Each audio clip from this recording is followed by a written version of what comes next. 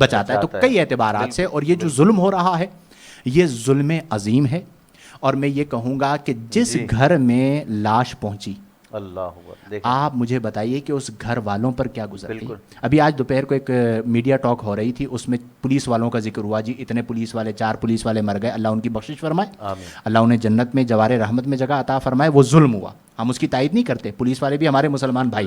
لیکن میں یہ پوچھنا چاہوں گا کہ جس عوام سے آپ ووٹ لے کر آئے تھے اس کے جو 30 لوگ کم و بیش مرے, اور آپ کہتے ہیں یہ زیادہ عدد ہے تو ایک مان لیتے ہیں, ایک تو مرا نا.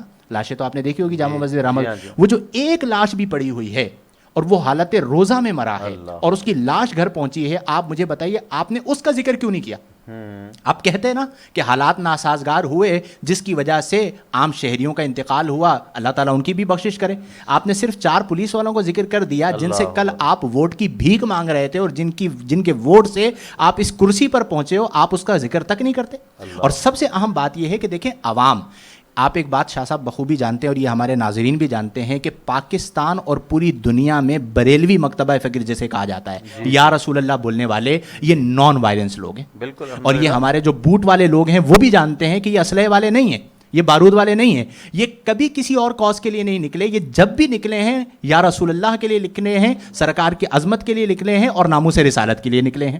تو جب آپ کو یہ بات پتا ہے کہ ان لوگوں کے پاس کلاشنکوف نہیں ہوتی, آپ کو یہ بات پتا ہے کہ ان لوگوں کے پاس پسٹل نہیں ہوتا, تو آپ ان پہ اسٹیٹ فائر کیسے کھول سکتے ہیں؟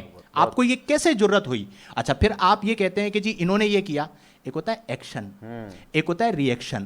مثال کے طور پر جو سربراہ ہیں اس تحریک کے لبیک کے, انہیں سب سے پہلے گرفتار کس نے کیا؟ پہلے نمبر پہ. پھر اس کے بعد احتجاج ہوا, اس احتجاج پر شیلنگ کس نے کی؟